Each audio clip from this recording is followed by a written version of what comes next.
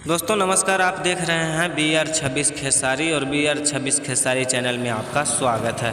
दोस्तों आपको बता दें कि चहेता स्टार प्रमोद प्रेमी यादव जी का एक बहुत ही बेहतरीन का फिर से एक चैता का सॉन्ग आ रहा है, जो कि सॉन्ग का टाइटल्स है घाम लगाता ये भौजी। और दोस्तों आपको बता दें कि इस सॉन्ग को लिखे हैं छोटन मनीष जी ने। अभिषेक तिवारी जी का दिया हुआ म्यूजिक है, जो कि कल वे म्यूजिक चैनल से फुल वीडियो सॉन्ग के साथ सुबह में मॉर्निंग टाइम में रिलीज किया जाएगा सॉन्ग को। और दोस्तों आपको बता दें कि इस सॉन्ग को गाए हैं प्रमोद प्रेमी यादव जी ने, और इस सॉन्ग को रिलीज़ किया जाएगा वे म्यूजिक भोजपुरी चैनल से, जो कि फुल वीडियो सॉन्ग के साथ कल सुबह में रिलीज़ किया जाएगा।